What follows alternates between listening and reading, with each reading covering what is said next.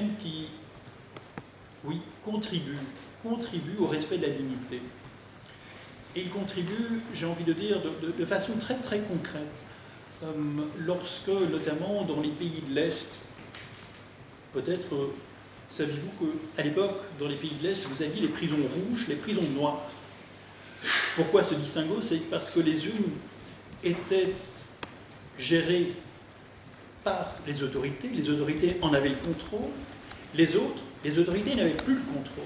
Elles étaient gérées en réalité par les caïds, par un certain nombre de boss de la mafia, dont étaient dépendants aussi finalement les autorités sur place, ou la direction sur place. Et dans ces prisons, vous aviez plusieurs catégories de détenus. Vous aviez plusieurs catégories de détenus. La catégorie inférieure, c'est les Pitucci.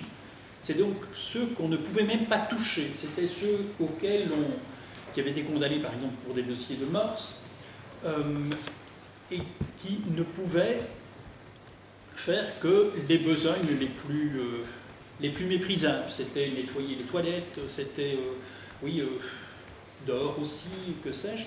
Ils ne pouvaient pas manger avec les autres, ils n'étaient pas dans les mêmes dortoirs, etc.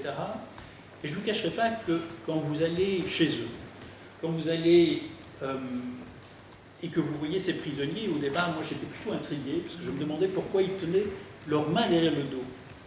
Et en fait, c'est parce que si vous les touchez, vous êtes en principe considéré comme, infecté aussi, ou vous devenez un Pitucci aussi. Et ces hommes, parfois à l'isolement, etc., je ne vous cacherai pas que l'émotion que j'ai pu voir chez certains, parce que ma première idée, je m'approchais d'eux, je leur serrais la main, je leur tendais la main, ils ne voulaient pas, mais non, je ne partais pas tant que je ne commençais pas à discuter avec eux s'ils ne m'accordaient pas cela. Et je crois que c'est retrouver la dignité en détention pour certains, et quand vous allez aussi dans d'autres pays, avec d'autres exemples, quand vous allez et je pense notamment à des prisons, mais oui, c'était de nouveau dans les pays de l'Est, j'ai surtout été pour ma part dans les pays de l'Est, je pense notamment en Géorgie et en Azerbaïdjan, des gens que j'ai vus à l'isolement depuis très très longtemps, tout à fait perdus, notamment parce qu'ils avaient été condamnés à de longues peines. Dans des dossiers de mort, c'était souvent ces catégories-là qu'on pouvait retrouver dans les plus mauvaises conditions dans certains lieux de détention. Aller les trouver, discuter avec eux, je crois que restituer, ne fût-ce qu'un instant, un petit instant, un peu de dignité, pour ces hommes, c'était quelque chose d'inespéré. Mais cela nous permettait aussi, c'est vrai, de notre côté, de prendre la mesure aussi des mauvais traitements et de ce que la détention pouvait être pour certains. Mais de nouveau, il ne faut pas croire que ces situations, finalement, sont loin de nous, car j'aime bien faire la comparaison avec d'autres situations, et je pense notamment à cette home de personnes âgées en Allemagne, pardon. Au sud de l'Allemagne, c'était un home pour personnes âgées qui étaient là contre leur volonté, placées par les familles. On ne s'est pas rendu compte de l'importance finalement de cette visite, puis finalement, on a discuté avec certains qui pleuraient, très émus, en disant, et finalement, parce qu'ils ne voulaient pas le dire avec d'autres témoins, et finalement la situation était celle-ci, c'est qu'ils avaient des fauteuils assez imposants, dont les pieds arrière avaient été sciés. Donc si vous mettez une personne âgée, peut-être incontinente, dans un fauteuil de ce type-là, qui ne sait plus se relever, vous imaginez sans difficulté ce qui peut se passer. Nous étions révoltés. On était révoltés. Je veux dire, quand on a parlé au directeur en disant, mais écoutez, c'est volontairement, mais oui, parce que je n'ai pas assez de personnel, si je dois tous les conduire à la toilette, etc. Donc, dans le meilleur des cas, on leur met des langes, etc. Puis voilà, bon, ils se débrouillent. Mais je veux dire, oui, c'était anodin. c'est un petit foyer dans le sud de l'Allemagne, dans un coin perdu. Je veux dire, voilà aussi le respect de la dignité. Le respect de la dignité, finalement, dans des conditions oui, qui nous ont surpris. Nous étions les premiers à être surpris. On n'imaginait pas du tout, on n'avait jamais reçu d'allégations, mais si on n'avait pas été sur place, on ne s'en serait jamais rendu compte, bien entendu. Et donc, oui, c'est sûr qu'on peut tomber sur des surprises, on peut évidemment avoir des situations que l'on connaît de l'extérieur, mais des exemples comme celui-là, il y en a tant d'autres. Je veux dire, ce n'est qu'en allant sur place qu'on peut exactement se rendre compte.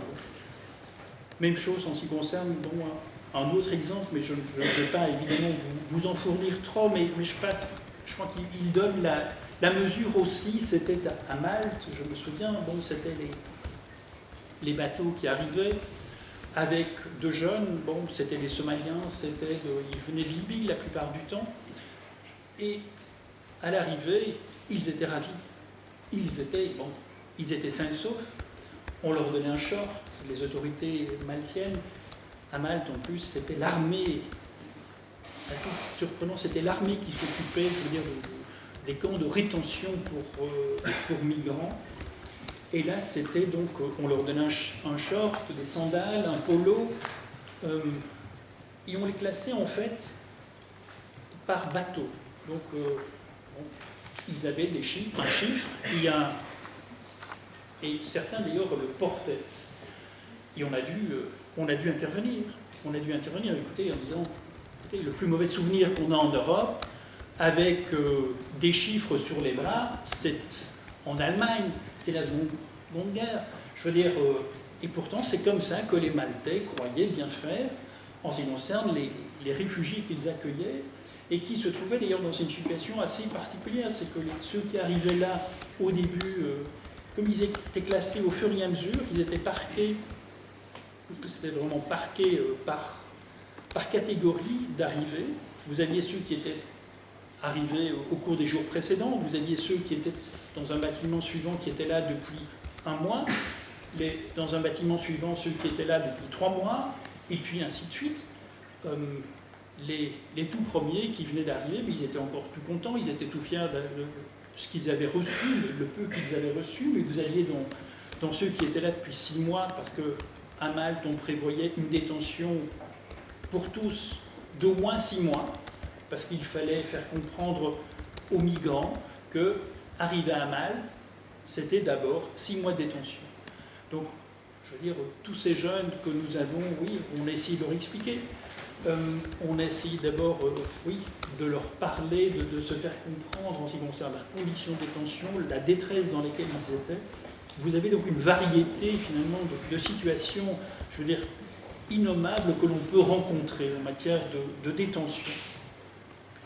Et puis alors, oui, je vous ai cité quelques cas, quelques éléments en ce qui concerne les faits.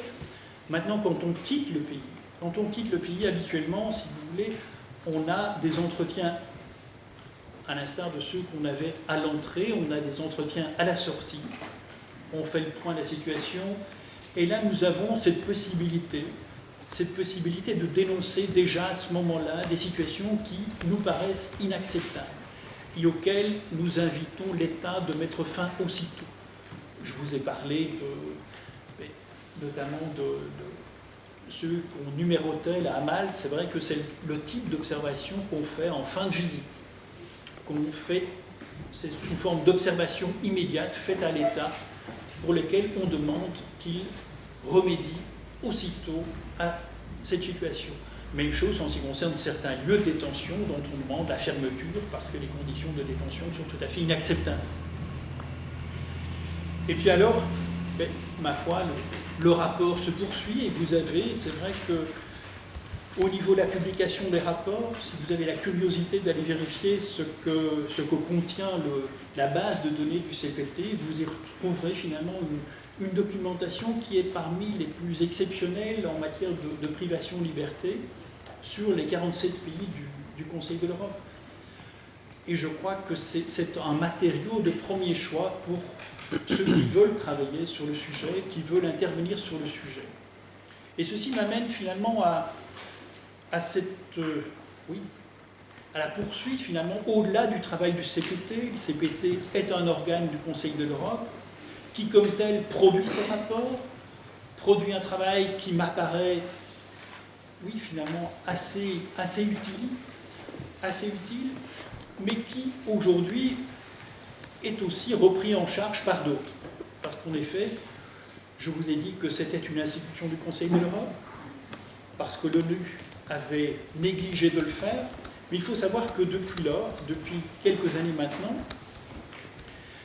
nous avons, en ce qui concerne l'ONU, nous avons un protocole additionnel à la Convention contre la torture, et ce protocole additionnel prévoit aussi la mise en place d'un comité international contre la torture.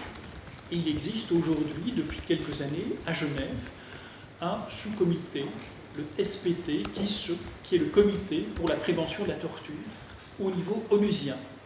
Il a un rôle assez semblable au CPT, si ce n'est qu'il n'a pas du tout les mêmes moyens. Il n'a pas du tout les mêmes moyens, puisque, en effet, l'objectif est presque trop vaste, et l'ONU n'a malheureusement toujours pas fourni au comité les moyens nécessaires à accomplir ces missions. Il y a eu quelques missions jusqu'à ce jour, pas un grand nombre, mais elles sont, je veux dire, beaucoup moins pertinentes à mes yeux que les missions menées par le CPT au niveau du Conseil de l'Europe. Mais par contre, ce qui est intéressant, c'est que ce mécanisme mis en place au niveau onusien avait une seconde fonction. Le mécanisme mis en place par l'ONU prévoit aussi que dans tous les pays qui sont signataires, qui ont adhéré, il faut mettre en place un mécanisme national de prévention. Et c'est ainsi qu'est né en France le contrôleur général des lieux de privation de liberté. Vous avez sans doute déjà entendu parler du contrôleur général en France, qui a d'ailleurs fait un travail tout à fait exceptionnel en un minimum de temps, un travail d'une qualité tout à fait remarquable qui était mené. Et ce travail, ce mécanisme, est mis en place donc dans tous les pays qui sont signataires de cette convention onusienne. Tous les pays européens n'ont pas encore suivi. Il n'y a qu'une trentaine de pays qui disposent, qui sont dotés d'un mécanisme de contrôle national, mais les choses progressent. Et c'est vrai qu'une des questions qui se pose maintenant depuis quelques années, quel va être finalement le concours entre, d'une part, ce mécanisme sur le plan national et le mécanisme européen que constitue le Comité européen pour la prévention de la torture, le CPT. On a pu s'entendre au fil du temps finalement, et je pense notamment, moi qui ai mené beaucoup de visites en France, mais c'est vrai que le contrôleur général en France était un homme, je veux dire aussi, avec lequel il était extrêmement facile de travailler. Jean-Marie Delarue, le magistrat qui a été le premier contrôleur, on l'a rencontré évidemment chaque fois que nous allions en visite en France pour le CPT. On tâchait évidemment de ne pas se marcher sur les pieds en quelque sorte, pour ne pas aller visiter dans une période proche les mêmes lieux ou pour choisir les lieux. Et de toute façon, comme nous travaillons de façon un peu différente mais complémentaire, il fallait évidemment éviter un double emploi en quelque sorte pour d'abord que ces lieux puissent aussi, je veux dire, digérer une visite, mais aussi pour que les autorités ne se trouvent pas face à des recommandations qui pourraient être divergentes ou qui pourraient ne pas être concordantes en ce qui concerne tel ou tel aspect de tel ou tel lieu. Mais donc ce mécanisme, sur le plan européen, a aujourd'hui été complété. On en est, je veux dire, plutôt au début, étant donné que tous les pays européens ne sont pas encore dotés de pareils mécanismes nationaux, mais l'évolution, c'est celle-là. Toutefois, le CPT garde, à mon avis, un rôle tout à fait essentiel et tout à fait original. Pourquoi? C'est parce qu'il est adossé à la Cour européenne. Et c'est la dernière partie de mon exposé. Je crois que un des intérêts en cette matière, c'est finalement la jurisprudence de la Cour européenne et le travail qui a pu voir le jour, voire même la synergie. Il y a plus de complémentarité, qui est parfois devenue une synergie entre le CPT et la Cour européenne. Il faut savoir que, en ce qui concerne l'article 3, le respect de cette interdiction de tout traitement inhumain ou dégradant, la jurisprudence de la Cour européenne a évolué sensiblement depuis qu'elle est permanente, soit depuis maintenant la fin des années 80. La Cour européenne a fait le choix d'une évolution de jurisprudence qui est tout à fait remarquable et dans laquelle s'inscrit d'ailleurs cette évolution, le CPT et le travail du CPT. En effet, en ce qui concerne l'article 3, la Cour a opté pour une jurisprudence finalement qui s'apparente à un renversement de la charge de la preuve. Je m'explique. En ce qui concerne le plaignant, lorsque celui-ci apporte la preuve de coups et blessures, c'est donc aux autorités, c'est ce que considère la Cour, c'est aux autorités qu'il appartient d'établir que les coups et blessures ne sont pas le fait de l'intervention des autorités.